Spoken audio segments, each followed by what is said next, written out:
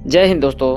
स्वागत है आप सभी को एक बार फिर से आप सभी के अपने यूट्यूब चैनल, आप सभी के अपने परिवार एग्जाम योद्धा बाई करमजीत में। दोस्तों, आज हम लोग फिजिक्स के एक बड़ा ही इम्पोर्टेंट महत्वपूर्ण टॉपिक लेके आए हैं, जो है आपके प्रकाश, लाइट।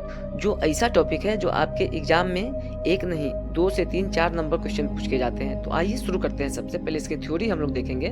प्रकाश क्या होता है? तो प्रकाश एक ऊर्जा के रूप है। क्या है? प्रकाश एक ऊर्जा के रूप है जो खुद अदृश्य होते हुए भी अन्य वस्तुओं पर द्रव्यमान बनाता है। यानी कि प्रकाश की उपस्थिति में हम किसी वस्तु को देख सकते हैं। सिंपल भाषा में हम कहें तो प्रकाश की स्थिति में हम किसी वस्तु को क्या कर सकते हैं? स्पष्ट रूप से देख सकते हैं। जब प्रकाश किसी वस्तु पर पड़ता है और उस वस्तु से टकराकर हमारी आंखों तक पहुंचता है, तब हम वस्तु को देख पाते हैं। जैसे मान लेते हैं कि यहाँ पर घास है, ठीक है? क्या है? घास है, और इधर से सूरज के प्रकाश आ रहा है, और सूर्य का प्रकाश जो है ग्रीन लाइट को हम लोग मेरे आंख की तरफ क्या कर रहा है? आकर्षित कर रहा है, यानी कि प्रकाशित कर रहा है। इसलिए हम लोग क्या कर रहे हैं? इस प्रकाश को हरे रूप को देख रहे हैं, ठीक है? अब इसके हम गुण को देखेंगे। क्या होते हैं? प्रकाश के हम गुण के देखते हैं। प्रकाश जो होते हैं, प्रकाश के विकिरण की प्रकृति तरल एवं कण दोनों होते हैं, ठीक है? क्या होते हैं? तरल एवं कण दोनों होते हैं, यानी कि दोनों समान की होती है। मतलब ये डुअल नेचर के होते हैं। प्रकाश जो होते हैं डुअल नेचर के होते हैं। तो डुअल नेचर के होते हैं तो न्यूटन ने बोले थे कि ये कण के रूप में होते हैं। क्या होते हैं?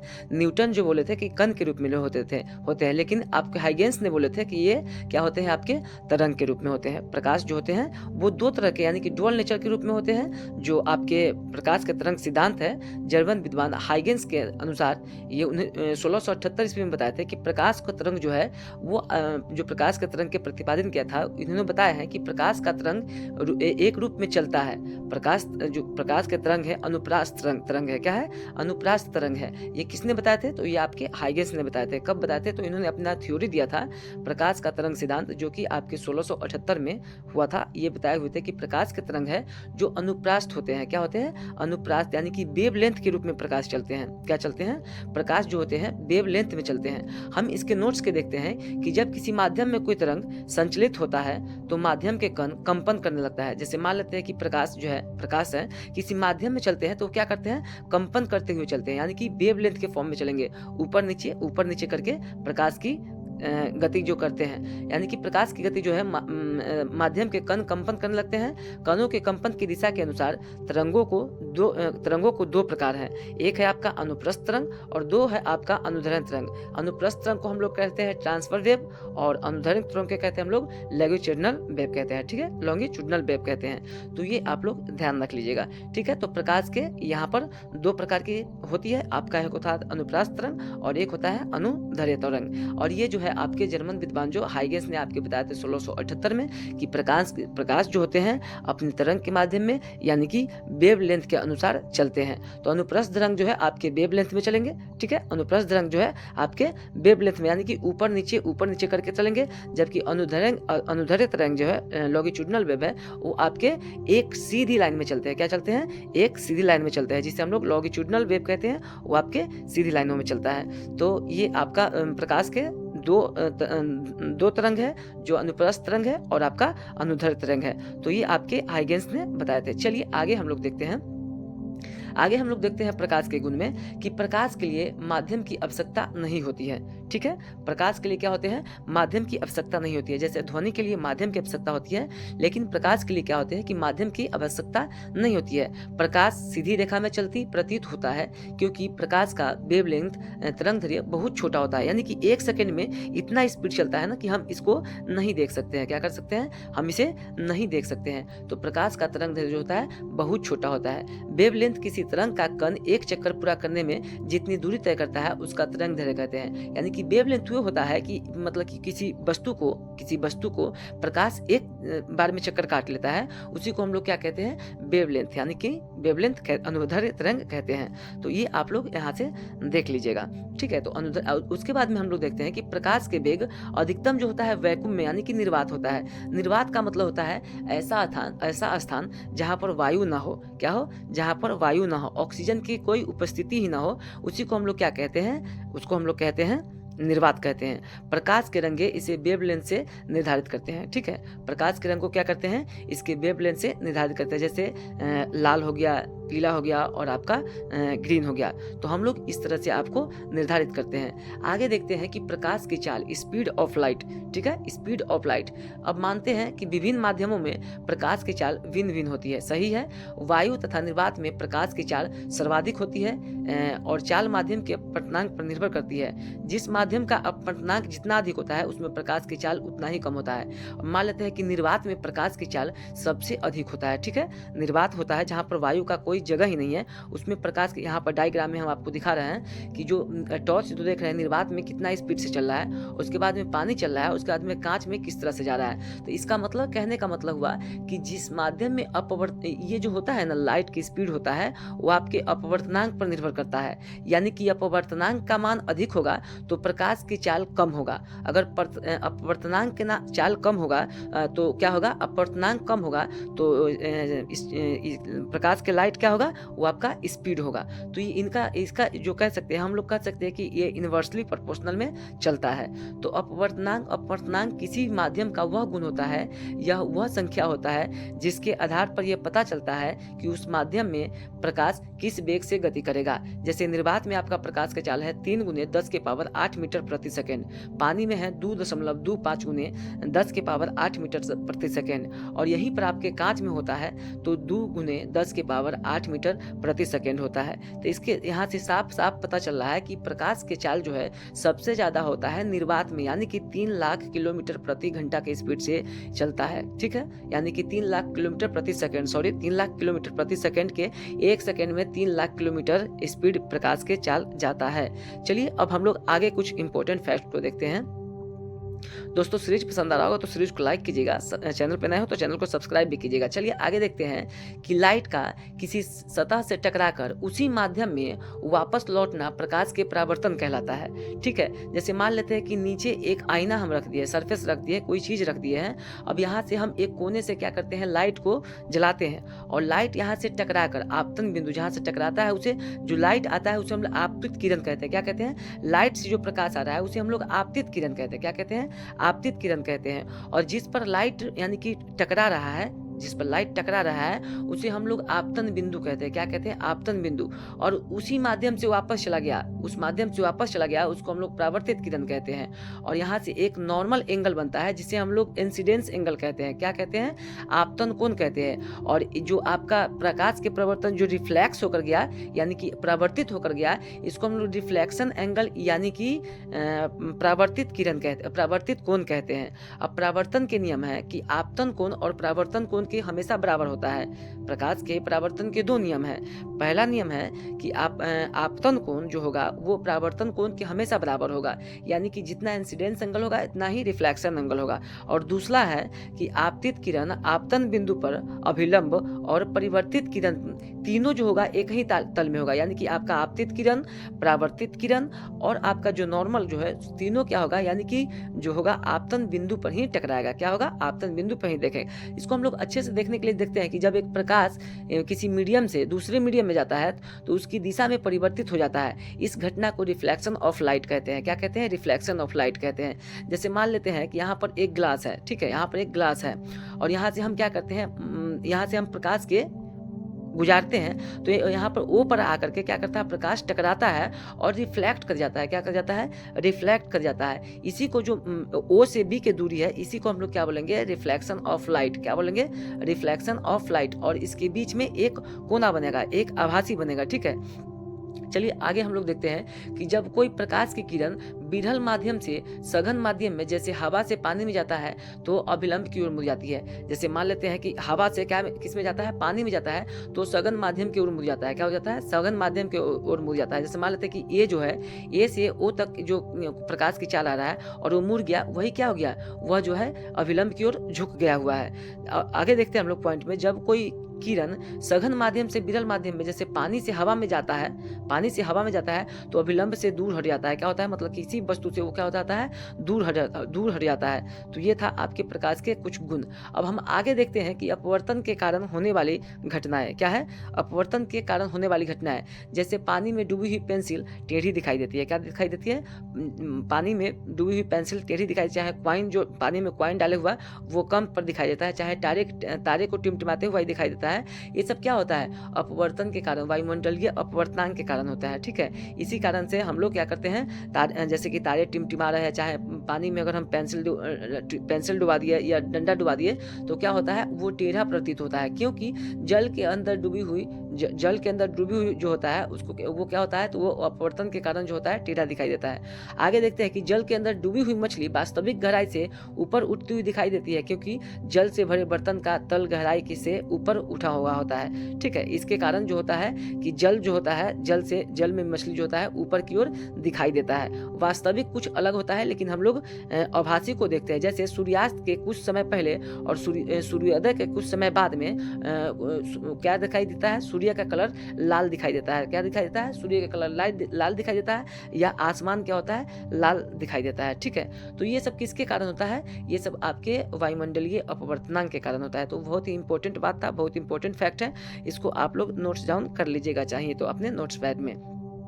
तो ये जो है आप, ये सब किसके कारण होता है, तो ये सब आपके अपवर्तन के कारण होता है। जितने भी हम लोग फैक्ट को देखते हैं, जैसे सूर्योदय या सूर्यास्त के समय में आकाश के रंग नीला, तारे को टिमटिमाना, जल के अंदर डूबी हुई मछली ऊपर दिखाई देना, ये सब वायुमंडलीय अपवर्तनांक के कारण होता है। अब हम लोग देखते हैं टोटल इंटरनल रिफ्लेक्शन, यानी कि प्रकाश के पूर्ण आंतरिक परावर्तन। ठीक है, क्या होता है, तो इसमें जो होता है आपके क्रांतिक कोण, क्रिटिकल एंगल होता है कि आपतन कोण ऐसा मान जिस पर अपवर्तन का मान 90 डिग्री हो जाए उसे ही क्रांतिक कोण कहेंगे। ठीक है, जैसे मान लेते हैं कि यहाँ पर एक आपका सघन माध्यम है, एक आपका विरल माध्यम है, तो यहाँ से एक नॉर्मल एंगल हमारा क्या बनता है, नॉर्मल एंगल हमारा 90 डिग्री बनता है, और यहाँ से हमारा जो बनता है एक जो बनता है 90 डिग्री का, उसी को हम लोग क्या बोलते हैं, इसी को हम लोग बोलते हैं क्रांतिक कोण बोलते हैं। क्या बोलते हैं, क्रांतिक कोण बोलते हैं। तो ये जो है आपका 90 डिग्री का जो होगा दोस्तों आपके क्रांतिक कोण हो जाएगा। अब देखिए टोटल इंटरनल रिफ्लेक्शन जो है जो दोस्तों क्रांतिक कोण, ये जो आईसी है, यहाँ पर क्रिटिकल एंगल जो है, ये क्रिटिकल एंगल जो बन रहा है आपके जो विरल माध्यम से संघन माध्यम में आ रहा है, ये जो है आपका क्या बन रहा है, यही आपका क्रांतिक कोण, यानी कि इंटरनल, यही कोण आपका क्या बन रहा है, क्रिटिकल एंगल बन रहा है।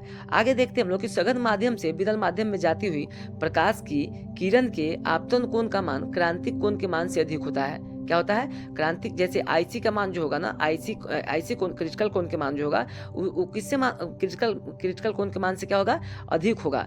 अब जब वापस जाता है, किरण वापस उसी माध्यम में लौट आती है, तो इसमें प्रकाश का पूर्ण आंतरिक परावर्तन होता है। और मतलब कि विरल माध्यम से सघन माध्यम में प्रकाश जब वापस चला जाता है तो वही होता है क्या, आंतरिक परावर्तन। क्या होता है, टोटल इंटरनल रिफ्लेक्शन होता है। क्या होता है, टोटल इंटरनल रिफ्लेक्शन होता है कि सघन माध्यम से विरल माध्यम में जाती हुई प्रकाश की किरण के जो वापस चला जाता है तो वही क्या हो जाता है, पूर्ण आंतरिक परावर्तन के कारण होने। अब देखते हैं हम लोग पूर्ण आंतरिक परावर्तन के होने वाली घटनाएं, जैसे हीरा का चमकना। डायमंड क्या करता है, डायमंड चमकता है ना, तो हीरा का चमकना, पहले पॉइंट में हम देखेंगे कि हीरा का चमकना, जैसे हीरा चमक रहा है तो किसके कारण चमक रहा है, तो ये हो रहा है आपके पूर्ण आंतरिक परावर्तन के कारण। क्या हो रहा है, पूर्ण आंतरिक परावर्तन के कारण। जैसे पानी में पड़ी हुई परखनली चमकीली दिखाई देती है, यहाँ पर दिखाई दे, एक डायग्राम में हम आपको दिखाई देंगे, पानी में परखनली जो है चमकीली दिखाई दे रही है। आगे देखते हैं लोग, कांच का चटका हुआ भाग चमकीला दिखाई, जैसे मतलब मान लेते हैं कि कांच कहीं से कड़क जाता है, कांच कहीं से टूट जाता है, डैमेज हो जाता है, तो क्या होता है, वो चमकने लगता है। आगे हम लोग देखते हैं कि प्रकाश की तंतु ऑप्टिकल फाइबर्स होते हैं, जैसे मतलब सड़क पर पानी हो जाता है। आगे देखते हैं हम लोग, रेगिस्तान में मरीची का दिखाई देना, रेगिस्तान में पेड़ अथवा वस्तुओं को प्रतिबिंब उल्टा दिखाई देना, जैसे पेड़ के प्रतिबिंब क्या होता है, उल्टा दिखाई देता है। या रोड पर आप चल रहे हैं तो रोड पर आगे दिखाई देगा कि पानी उनी है ना, पानी उनी पड़ा हुआ है, तो ये क्या होता है, टोटल इंटरनल रिफ्लेक्शन के कारण ही होता है। जैसे मान लेते हैं कि यहाँ पर रेगिस्तान में हम लोग जाते हैं, रेगिस्तान में क्या करते हैं, तो वहाँ पर जो पेड़ होते हैं, पेड़ होते हैं या ऊँट वगैरह होते हैं, तो उस सबको जो इमेज बनता है वो क्या बनता है, उल्टा बनता है, यानी कि पेड़ के ऊपर वाला हिस्सा नीचे आएगा, जैसे पानी में बनता है ना, पानी में जिस तरह से प्रतिबिंब बनता है, पानी में जिस तरह से छाया बनता है, उस तरह से रेगिस्तान में आप जाएंगे तो रेगिस्तान में जाकर देखेंगे तो ये जो होता है आपके जो मतलब परावर्तन है, अपरावर्तित होकर के क्या होता है, ये आपके ऊपर वाले हिस्से क्या हो जाएंगे, नीचे आ जाएंगे, और नीचे वाले वो हिस्से क्या हो जाएंगे, ऊपर हो जाएंगे। तो ये आपके किसके कारण होता है, तो पूर्ण टोटल इंटरनल रिफ्लेक्शन के कारण होता है, यानी कि प्रकाश के टोटल इंटरनल रिफ्लेक्शन के कारण होता है। ठीक है, चलिए आगे हम लोग देखते हैं। तो ये आगे पॉइंट पे देखेंगे क्या कह रहा है। आगे देखते हैं कि शरीर के आंतरिक अंगों को देखने के लिए प्रयुक्त तकनीकी एक्सोडोपी पर आधारित होती है। जैसे मान लेते हैं कि एंडोस्कोपी है ना, वो शरीर के अंगों को देखने के लिए क्या होते हैं, इस पर आधारित होते हैं।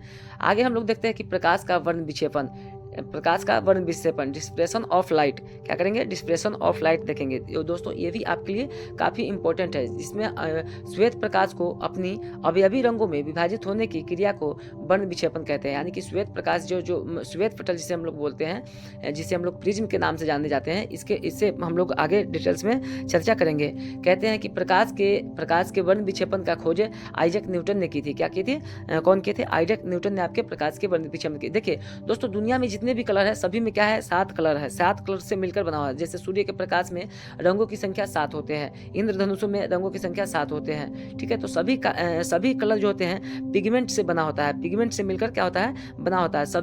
सभी तरह का पिगमेंट लगा होता है। तो कलर जो होते हैं दोस्तों आपको किससे, पिगमेंट से बना होता है। श्वेत प्रकाश की अपनी अवयवी रंगों में विभाजित होने की क्रिया को ही वर्ण विक्षेपन कहते हैं। यानी कि श्वेत प्रकाश अलग अलग भागों में बट गया, उसी को हम लोग क्या कहेंगे, वर्ण विक्षेपन कहेंगे। वर्ण विक्षेपन की खोज जो है आइजैक न्यूटन ने किया था। आगे हम लोग देखेंगे कि इसमें बैगनी रंग के वेवलेंथ सबसे कम और लाल रंग का वेवलेंथ सबसे अधिक होती है, और लाल रंग का विक्षेपन सबसे कम तथा बैगनी रंग का विक्षेपन सबसे अधिक होता है। तो दोस्तों जिसका वेवलेंथ कम होता है उसका डिस्पर्शन कम होता है। क्या होता है, जिसका वेवलेंथ ज़्यादा होता है उसका डिस्पर्शन कम होता है, और जिसका डिस्पर्शन ज़्यादा होता है उसका वेवलेंथ कम होता है। कहने का मतलब है कि जिसका विक्षेपण कम होगा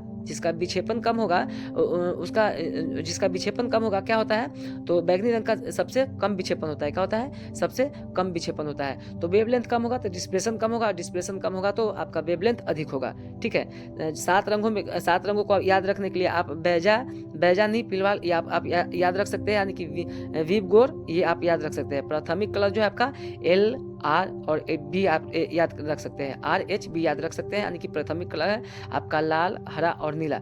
और सबसे ज़्यादा तरंगदैर्घ्य जो होता है, जिसका विचलन सबसे कम होता है उसका तरंगदैर्घ्य अधिक होता है, और जिसका तरंगदैर्घ्य सबसे अधिक होता है उसका विचलन सबसे कम होता है। ठीक है, तो लाल कलर का तरंगदैर्घ्य सबसे अधिक होता है और बैगनी का आपका सबसे कम हो जाता है। तो ये आपका वर्ण विक्षेपण है। चलिए हम लोग आगे देखते हैं इंद्रधनुष यानी कि रेनबो। सॉरी दोस्तों, इंद्रधनुष देखते हैं। बारिश होने के बाद में प्रकाश के परावर्तन, अपवर्तन के पूर्ण आंतरिक परावर्तन और वर्ण विक्षेपण के कारण आकाश में बनी अर्धचंद्राकार आकृति इंद्रधनुष कहलाती है। इसमें भी कितने होते हैं, तो इसमें भी आपके टोटल जो होते हैं 7 कलर होते हैं। इंद्रधनुष में परावर्तन, पूर्ण आंतरिक परावर्तन और अपवर्तन तीनों घटनाएं होती है।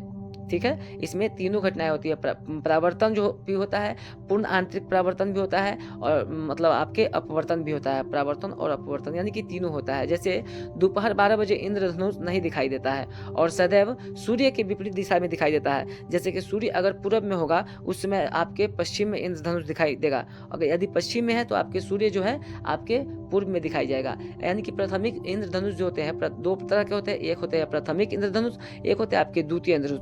जिसे हम प्राइमरी इंद्रधनुष होते हैं, इसमें दो बार अपवर्तन और 1 बार परावर्तन होता है, तथा इस इंद्रधनुष में लाल रंग बाहर की ओर और बैगनी रंग अंदर की ओर होता है।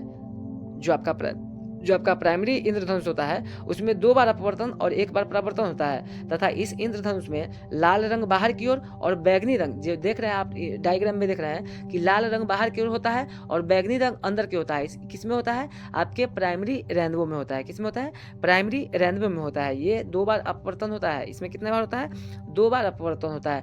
जबकि हम लोग द्वितीय इंद्रधनुष में देखते हैं, यानी कि सेकेंडरी इंद्रधनुष में हम लोग देखेंगे तो सेकेंडरी इंद्रधनुष में क्या होते हैं कि इसमें जो होते हैं आपके बैगनी जो होंगे बाहर की ओर होंगे। क्या होंगे, बैगनी कलर जो होंगे वो आपकी बाहर की ओर होंगे, और लाल कलर जो होंगे आपके लाल कलर इस इंद्रधनुष में भी 2 बार अपवर्तन होता है और 2 बार परावर्तन होता है। ठीक है, वो आपके प्राइमरी में 2 बार अपवर्तन, 1 ही बार अपवर्तन होता है, लेकिन सेकेंडरी में क्या होता है कि इस इंद्रधनुष में आपका 2 बार अपवर्तन और 2 बार परावर्तन होता है, और इसमें बाहर की ओर बैगनी तथा अंदर की ओर लाल रंग होता है। ठीक है, आपकी ये सेकेंडरी जो इंद्रधनुष होता है, सेकेंडरी रेनबो होता है, उसमें 2 बार परावर्तन और 2 बार अपवर्तन होता है। और इसमें बैंगनी जो रंग होता है, आप डायग्राम में साफ साफ देख सकते हैं कि बैंगनी रंग जो होता है वो आपके बाहर की ओर और अंदर की ओर जो होते हैं आपके लाल रंग होते हैं। दोस्तों आपके एसएससी सीजीएल में ये क्वेश्चन डाला गया था कि सेकेंडरी रेनबो में बैंगनी रंग जो होता है वो किधर की ओर होता है, तो बैंगनी रंग जो होता है वो आपकी बाहर की ओर होता है और इसमें 2 बार परावर्तन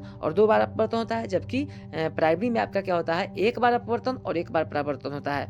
और इंद्रधनुष के माध्यम में हरा रंग दिखाई देता है। ठीक है, इंद्रधनुष के मध्य में जो होता है, यानी कि बीच में जो होता है वो किस कलर के दिखाई देता है, तो आपके हरे कलर का दिखाई देता है।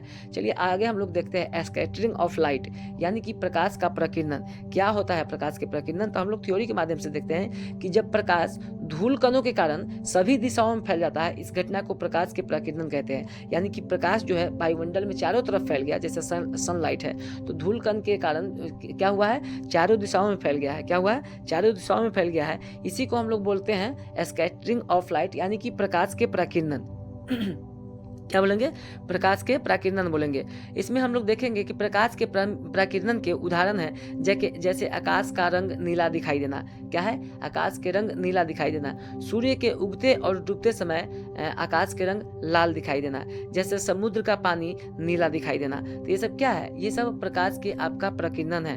प्रकाश के प्रकीर्णन के कारण ही हम इसको आभास कर सकते हैं। क्या कर सकते हैं, इसको देख सकते हैं और हम लोग इसको अनुमान लगा सकते हैं। किसके कारण, प्रकाश के प्रकीर्णन के कारण। जैसे आकाश के रंग नीला दिखाई देना, वास्तव में आकाश के रंग कैसा है, तो वास्तव में आकाश के रंग काला है। क्या है, वास्तव में आकाश के रंग काला है, लेकिन प्रकाश के प्रकीर्णन के कारण हम लोगों को प्रकाश की रंग हमारी आंखों को किस तरह से दिखाई देता है, तो हमारी आंखों को ये नीला दिखाई देता है। क्या देता है, नीला दिखाई देता है। और सूर्य के उगते समय या सूर्य के डूबते समय, सूर्योदय और सूर्यास्त के समय में क्या दिखाई देता है, तो आकाश के रंग हमें लाल दिखाई देता है। क्या दिखाई देता है, लाल दिखाई देता है। और समुद्र को जो पानी है, समुद्र के पानी है, वो नीला दिखाई देता है। तो दोस्तों ये आपके प्रकाश के प्रकीर्णन का कुछ इंपॉर्टेंट फैक्ट था। आइए आगे हम लोग देखते हैं कि प्रकाश की विवर्तन, यानी कि diffraction of light. Diffraction of light क्या होता है, तो डिफ्रैक्शन ऑफ लाइट जब प्रकाश किसी अत्यंत सूक्ष्म छिद्र से होकर गुजरता है, तब वो किनारे से थोड़ा विचलित हो जाता है, मतलब आपने मार्ग से थोड़ा हट जाता है,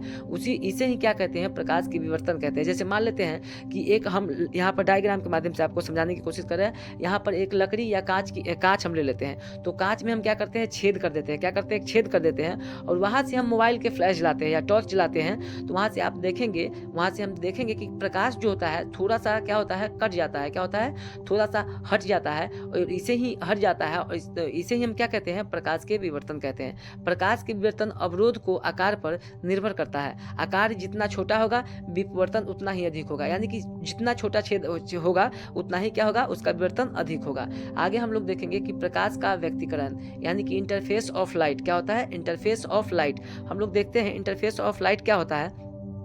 तो जब समान आवृत्ति और माध्यम की दो तरंगें समान दिशा में आगे बढ़ती है, तब उनके आरोध्य जो माध्यम होते हैं, कुछ बिंदुओं पर प्रकाश की तीव्रता अधिकतम व कुछ बिंदुओं पर न्यूनतम या शून्य भी हो जाती है। इस घटना को प्रकाश के व्यक्तिकरण कहते हैं। क्या कहते हैं, प्रकाश की व्यक्तिकरण कहते हैं। कि ऐसी आवृत्ति या आयाम जो दो तरंगों समान दिशा में आगे बढ़ती है, यानी कि दो तरंग जो है आपके समान दिशा में आगे बढ़ रही है, दो तरंगे क्या है, आपकी समान दिशा में। जैसे मान लेते हैं कि यहाँ पर जो आपके प्रकाश का लाइट आपके वेवलेंथ में चल रहा है, तो इस पर जो बल लग रहा है, आधेरोपण जो माध्यम चल रहा है, तो कुछ बिंदुओं पर जो होते हैं प्रकाश जो होते हैं खूब तीव्र होते हैं, यानी कि कुछ बिंदुओं पर जैसे मान लेते हैं कि खूब स्पीड होगा। क्या होगा, खूब स्पीड होगा। और कुछ बिंदु पर न्यूनतम होगा, यानी कि बहुत कम होगा। और कुछ बिंदु पर क्या होता है, एकदम शून्य हो जाते हैं, जहाँ से कुछ बिल्कुल पता ही नहीं चलता है। तो इसी तीनों को मिलाकर हम लोग जैसे मान लेते हैं कि आप डायग्राम में आपको चल रहा है, क्या हो रहा है, कहीं पर स्पीड है, कहीं पर न्यूनतम है, और कहीं पर क्या हो जा रहा है, आपके शून्य हो जा रहा है। वेवलेंथ के माध्यम से हम आपको दिखाने की कोशिश कर रहे हैं। यहाँ पर आप लोग देखिए,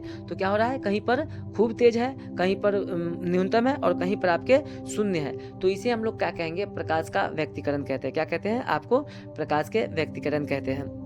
तो भी फैक्ट आप लोग देख लीजिएगा। दोस्तों कंटेंट अगर आप लोग को शानदार, जानदार, मजेदार लग रहा होगा, तो चैनल को सब्सक्राइब कीजिएगा और अपने दोस्त यार मित्र में शेयर कीजिएगा, क्योंकि इसी तरह से हम कंटेंट हमेशा लेकर आते रहते हैं। साइंस और आपके मैथमेटिक्स, रीजनिंग के सभी तरह के इस पर आते रहते हैं। चलिए आगे हम लोग देखते हैं चलिए आगे हम लोग देखते हैं मानव नेत्र यानी कि ह्यूमन आई। अब ह्यूमन आई से हम लोग देखते हैं कि मानव नेत्र की भाग। सबसे पहले इसमें हम भाग देखेंगे, क्या देखेंगे, इसमें भाग देखेंगे कि मानव नेत्र जो होते हैं किस तरह से काम करते हैं। तो मानव नेत्र में सबसे पहले जो होता है दृष्टिपटल होता है, स्क्लेरा। आँख के बाहर से कठोर अपारदर्शी झिल्ली से घिरी होती है, जिसे दृष्टिपटल कहते हैं। जो दृष्टिपटल होते हैं, यहाँ से आप देख सकते हैं कि जो बाहरी आँख के है, जो हम लोग यहाँ डायग्राम में आपको दिखाने की कोशिश कर रहे हैं, ये जो है इसे हम लोग दृष्टिपटल बोलते हैं। क्या बोलते हैं, दृष्टिपटल बोलते हैं। तो जो बाहरी भाग होता है इसे हम लोग क्या बोलते हैं, दृष्टिपटल बोलते हैं। आगे हम लोग देखेंगे जो ऊपरी आगे जो आँख होता है, उभरा हुआ भाग होता है, उभरा हुआ भाग है जिसे हम लोग कॉर्निया बोलते हैं। क्या बोलते हैं, दृष्टिपटल के उभरे हुए भाग को कॉर्निया कहते हैं। इसे ही क्या कर सकते हैं आप लोग, नेत्रदान में इसे ही दान किया जाता है। आगे हम लोग देखेंगे कि आइरिस, कॉर्निया के पीछे एक रंगीन अपारदर्शी पर्दा होता है जिसे आइरिस कहते हैं। क्या कहते हैं, आइरिस कहते हैं। आइरिस प्रकाश की मात्रा को नियंत्रित करता है। जैसे ये आपके मतलब कि जो कॉर्निया है, इसके जो अंदर जो ब्लैक कलर के या ब्लैक कलर के ब्राउन कलर के सभी के आँख के कलर अलग अलग होता है, उसे ही क्या कहते हैं, आइरिस कहते हैं। और ये आइरिस क्या करता है, प्रकाश की मात्रा को नियंत्रित करता है कि कितना प्रकाश आँख के अंदर जाएगा। आगे होता है कि रेटिना, आँख के सबसे भीतरी पटल एक पारदर्शी झिल्ली होती है जिसे रेटिना कहते हैं। मनुष्य की आँख में किसी वस्तु का प्रतिबिंब रेटिना पर ही बनता है। ठीक है, रेटिना पर बनता है। क्या बनता है, जिसे दृष्टिपटल या रेटिना भी कहा जाता है। क्या कहा जाता है, दृष्टिपटल और या रेटिना कहा जाता है। तो रेटिना पर क्या बनता है, रेटिना पर आपके जो होते हैं किसी भी चीज के प्रतिबिंब बनता है। क्या बनता है, किसी भी चीज के प्रतिबिंब बनता है। आँख में जो दोस्तों होता है कि कॉर्निया जो होता है दोस्तों, आपके कॉर्निया जो होते हैं वो आपके साइज को नियंत्रित करता है। जैसे मान लेते हैं कि साइज को नियंत्रित कर रहा है कि आपके आँख के अंदर कितना प्रकाश जा रहा है, कि मानव नेत्र में स्पष्ट दृष्टि की न्यूनतम दूरी होती है, न्यूनतम दूरी 25 सेंटीमीटर होती है। क्या होती है, यानी कि 25 सेंटीमीटर होती है। और अधिकतम दूरी, मैक्सिमम दूरी जो होती है दोस्तों आपको अनंत होती है। क्या होती है, अनंत होती है। चलिए तो आगे हम लोग देखते हैं अब दर्पण के बारे में। दर्पण जो होते हैं, मिरर हम लोग देखते हैं। कांच के दूसरे सतह को जब सिल्वर के लेप या अन्य विधि से बंद कर दिया जाता है तो ऐसी स्थिति में वह कांच दर्पण कहलाता है। क्या कहलाता है, कि कांच के दूसरे सतह को जब सिल्वर के लेप या अन्य विधि से बंद कर दिया जाता है तो ऐसे स्थिति में हम क्या कहते हैं, वो कांच को दर्पण कहलाता है। क्या कहलाता है, कांच को दर्पण कहलाता है। उसी कांच को हम लोग क्या कहते हैं, दर्पण के कहते हैं। जैसे इसमें दर्पण में क्या होता है, प्रतिबिंब बनता है। जैसे आप खड़ा है यहाँ पर, मान लेते हैं यहाँ पर आप खड़े हैं तो प्रतिबिंब बनता है। प्रतिबिंब किसी स्रोत से प्रकाश की किरण निकलकर जब परावर्तन और अपवर्तन के बाद जिस बिंदु पर मिलती है या मिलती हुई प्रतीत होती है उसे ही उस वस्तु के प्रतिबिंब कहते हैं। जैसे मान लेते हैं कि यहाँ पर इमेज है, ठीक है, यहाँ पर ऑब्जेक्ट है, कोई क्या है, ऑब्जेक्ट है, और यहाँ पर एक लड़का आईना के सामने खड़ा है। क्या है, आईना के सामने खड़ा है। तो ये जो है आपके क्या बन रहा है, आपके प्रतिबिंब बन रहा है। उसके सामने उतना ही दूरी पर मतलब कि एक बिंदु पर किसी न किसी बिंदु पर मिलता है और प्रतिबिंब बना रहा है और प्रतीत हो रहा है चाहे या बन रहा है। तो प्रकाश की किरण जो होता है, प्रकाश की किरण परावर्तन और अपवर्तन के बाद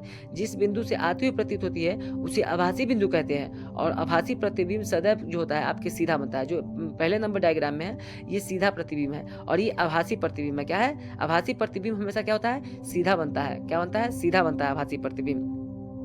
आभासी प्रतिबिंब में दोस्तों यहाँ पर जैसे मान लेते हैं कि यहाँ पर एक ऑब्जेक्ट खड़ा है तो ये क्या बन रहा है, सीधा बन रहा है। जबकि प्रकाश की किरण परावर्तन और अपवर्तन के बाद जिस बिंदु पर मिलती है तब बनने वाली ऐसी प्रतिबिंब वास्तविक होता है। क्या होता है, वास्तविक होता है। और वास्तविक प्रतिबिंब सदैव उल्टा होता है। क्या होता है, वास्तविक प्रतिबिंब जो होता है हमेशा उल्टा होता है। तो दोस्तों ये था आपके दर्पण। और दर्पण के दो प्रकार होते हैं, एक होते हैं समतल दर्पण और एक होते हैं आपका गोलीय दर्पण।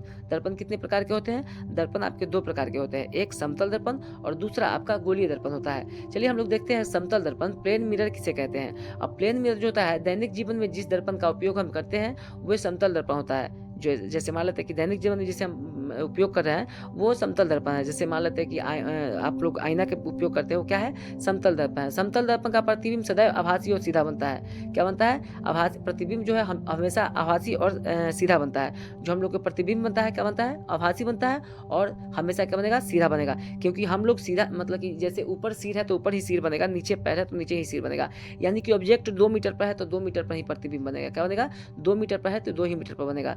यानी कि समतल दर्पण और समतल दर्पण क्या होता है कि समतल दर्पण में वस्तु को जितना दूर रखा जाता है उसका प्रतिबिंब उतना ही दूरी पर होता है। क्या है, समतल दर्पण वस्तु को जितना दूर पर रखा जाता है उसका जैसे मान लेते हैं कि यहाँ पर आप खड़े हैं 2 मीटर 4 मीटर पर आप खड़े हैं, तो आपका प्रतिबिंब भी 2 मीटर और 4 मीटर पर ही बनेगा। आगे हम लोग देखते हैं गोलीय दर्पण, स्फेरिकल मिरर। क्या है, स्फेरिकल मिरर। अब इसमें 2 तरह के दर्पण हम पढ़ेंगे, अवतल दर्पण और उत्तल दर्पण, यानी कि कन्वेक्स मिरर और कनकेव मिरर। हम लोग उत्तल दर्पण में देखेंगे, तो उत्तल दर्पण में देखते हैं और अवतल दर्पण में देखते हैं, तो आपके गोलीय दर्पण के 2 भाग हैं, मुख्य 2 भाग है, आपके अवतल दर्पण है और उत्तल दर्पण है। अवतल दर्पण को हम लोग कन्वेक्स मिरर कहते हैं और अवतल दर्पण को हम लोग कनकेव मिरर कहते हैं और उत्तल दर्पण को हम लोग कनकेव मिरर कहते हैं। तो ये दर्पण भी हम लोग के लिए काफ़ी इंपॉर्टेंट हो जाता है। तो हम लोग बारी बारी से इसको देखते हैं कि अवतल दर्पण क्या होता है और उत्तल दर्पण क्या होता है। तो सबसे पहले उत्तल दर्पण देखते हैं। तो इस दर्पण में प्रकाश की किरण जिस सतह से टकराती है वो बाहर की ओर उभरा होता है, यानी कि ऊ से याद रखेगा दोस्तों, ट्रिक से याद रखेगा, ऊ से उभरा हुआ। क्या है, ऊ से उभरा हुआ होता है, यानी कि उभरा होता है और दूसरी ओर पॉलिश होती है। जबकि अवतल दर्पण में होता है, इस दर्पण में प्रकाश की किरण जिस सतह से टकराती है वो अंदर की ओर होती है। अ से याद रखेगा अंदर, अ से अंदर, ऊ से उभरा, अ से अंदर और ऊ से उभरा। ये आप लोग ट्रिक याद रखिएगा, आसानी से ये इसमें कंफ्यूजन बहुत होता है। तो इसको आप लोग ऊ से याद रखिएगा कि उभरा हुआ, यानी कि उत्तल दर्पण है, और अ से याद रखिएगा अंदर की ओर। क्या है, अ से याद रखिएगा अंदर की ओर, यानी कि अंदर की ओर धंसा हुआ है, तो ये आपका हो जाएगा यानी कि अवतल दर्पण। तो यहाँ से आप लोग इस कंफ्यूजन को दूर कर सकते हैं, बाकी कोई दिक्कत इसमें नहीं होगा। तो अवतल दर्पण जो होता है, इस दर्पण में प्रकाश की किरण जिस सतह से टकराती है वो अंदर की ओर होता है और दूसरी ओर पॉलिश होती है। लेकिन उत्तल दर्पण में होता है, इस दर्पण में प्रकाश की किरण जिस सतह से टकराती है वह बाहर की ओर उभरा होता है और दूसरी ओर पॉलिश होती है। ठीक है, ऊ से आप लोग जो बताया है ट्रिक, वो आप लोग ट्रिक याद रखिएगा। ऊ से उभरी हुई और अ से अंदर की ओर, ऊ से उभरी हुई और अ से अंदर की ओर। यहाँ से आपके जो आपके कन्फ्यूजन हो वो सारे कन्फ्यूजन आपके डाउट क्लियर हो जाएगा। उत्तल दर्पण का प्रतिबिंब सदैव आभासी होता है और छोटा होता है। उत्तल दर्पण का प्रतिबिंब जो होता है सदैव आभासी होता है, छोटा होता है, इसीलिए इसे गाड़ी के साइड मिरर के रूप में प्रयोग किया जाता है। क्या किया जाता है, गाड़ी के साइड मिरर के रूप में प्रयोग किया जाता है। और अवतल दर्पण का प्रतिबिंब आभासी और वास्तविक दोनों हो सकता है, वस्तु दर्पण से कितना दूरी या कितना पास है उस पर निर्भर करता है। अवतल दर्पण के जो प्रतिबिंब होता है वो आभासी और वास्तविक दोनों हो सकता है, बशर्ते डिपेंड करता है कि वस्तु जो है दर्पण से वो कितने दूरी या कितने नजदीक है। ठीक है, कितने दूरी और कितने नजदीक है। जबकि उत्तल दर्पण में प्रतिबिंब हमेशा आभासी और छोटा होता है। अवतल दर्पण का प्रतिबिंब मुख्यतः बड़ा बनता है और अवतल दर्पण का जो प्रतिबिंब होता है लगभग बड़ा बनता है। ठीक है, क्या होता है, लगभग बड़ा बनता है। ठीक है, तो यहाँ पर ट्रिक हम जो बताया है उत्तल और अवतल, ऊ से उभरा हुआ और अ से अवतल, अ से अंदर की ओर, ये ट्रिक आप लोग याद कीजिएगा। ये आप लोग को काफ़ी हेल्पफुल होगा। और याद कीजिएगा कि हाँ सर ने बताए थे, सही बात है, ऊ से आपके उत्तल हो जाएगा, अंदर की ओर हो जाएगा उत्तल, और ऊ से जो होगा आपका छोटा प्रतिबिंब बनेगा। क्या हो जाएगा, ऊ से छोटा हो जाएगा, ये जो होगा अ से होगा आपका बड़ा हो जाएगा। ठीक है, क्या हो जाएगा, बड़ा हो जाएगा। तो उत्तल से हमेशा छोटा प्रतिबिंब बनेगा और अवतल से प्रायः हमेशा लगभग बड़ा ही प्रतिबिंब बनता है। ठीक है, तो बस बशर्ते ये देखा जाता है कि निर्भर करता है कि वस्तु दर्पण से कितनी दूरी या कितनी पास है, ये आपको डिपेंड करता है। चलिए आगे हम लोग देखते हैं। कि उपयोग जो होता है, अब उपयोग देखेंगे उत्तल दर्पण और अवतल दर्पण के। उत्तल दर्पण का जो होता है वाहन के साइड मिरर के रूप में, जैसे गाड़ी के साइड मिरर के जैसे पीछे के साइड देखने के लिए किसका प्रयोग किया जाता है, तो हम लोग को गाड़ी के पीछे देखने के लिए जो प्रयोग किया जाता है वो किया जाता है दोस्तों आपको उत्तल दर्पण के। क्या किया जाता है, उत्तल दर्पण के साइड मिरर के रूप में, ताकि ये क्या बनता है, वस्तु से छोटा बनता है। क्या बनता है, छोटा प्रतिबिंब बनाता है। तो ये हम लोग को आसानी से पीछे की ओर देख सकते हैं किसी वस्तु को जो गाड़ी में लगा रहता है, वाहन में, बाइक हो गया, आपके 4 व्हीलर हो गया, जितने भी वाहन है सभी में पीछे देखने के लिए प्रयोग जो किया जाता है वो आपके साइड मिरर के रूप में आपके उत्तल दर्पण का प्रयोग किया जाता है। किसके, उत्तल दर्पण के प्रयोग किया जाता है। चलिए आगे हम लोग देखते हैं कि उत्तल दर्पण में जो होते हैं, अवतल दर्पण में देखेंगे कि अवतल दर्पण में जैसे इसमें नाक कान दांत की जांच में डॉक्टर द्वारा इसका उपयोग किया जाता है। क्या किया जाता है, नाक कान दांत जांच में डॉक्टर द्वारा इसका उपयोग किया जाता है। और दाढ़ी बनाने में, जिसके हजामती दर्पण कहते हैं, दाढ़ी बनाने में भी इसको उपयोग किया जाता है। गाड़ियों को हेडलाइट में, जो आगे की हेडलाइट जो होता है, हेडलाइट तथा सर्च लाइट, गाड़ियों की हेडलाइट तथा सर्च लाइट में भी अवतल दर्पण के प्रयोग किया जाता है। ठीक है, गाड़ियों की हेडलाइट तथा सर्च लाइट में अवतल दर्पण का प्रयोग किया जाता है। टॉर्च में अवतल दर्पण के प्रयोग किया जाता है। साथ ही साथ आपके जो होता है सौर कुकर में भी अवतल दर्पण के प्रयोग किया जाता है। आगे हम लोग देखते हैं दृष्टि दोष। अब दृष्टि दोष क्या होता है, जैसे दृष्टि दोष में क्या होता है, विजुअल इंस्पिरेशन। मान लेते हैं कि किसी को निकट दृष्टि दोष होता है, किसी के दूर दृष्टि दोष होता है। तो दृष्टि दोष में 2 तरह के दोष होता है। एक होता है निकट, 3 तरह के दोष होता है, एक निकट दृष्टि दोष, एक दूर दृष्टि दोष, एक जरा दृष्टि दोष। तो हम लोग निकट दृष्टि दोष सबसे पहले देखते हैं। तो निकट दृष्टि दोष में इसमें व्यक्ति पास की वस्तु को देख लेता है लेकिन दूर की वस्तु को नहीं देख पाता है। ठीक है, इसमें वस्तु क्या होता है, निकट की वस्तु देख लेता है और दूर की वस्तु को नहीं देख पाता है। इसके उपचार के लिए हम लोग अवतल दर्पण के प्रयोग करेंगे। ठीक है, अवतल, इसको याद करने के लिए दोस्तों ट्रिक हम बनाए हैं कि निकट, नी कट 3 लेटर है और अवतल, अवतल में 4 लेटर, यानी कि 1 लेटर बढ़ा करके उसको आप याद कर सकते हैं। निकट में 3 लेटर तो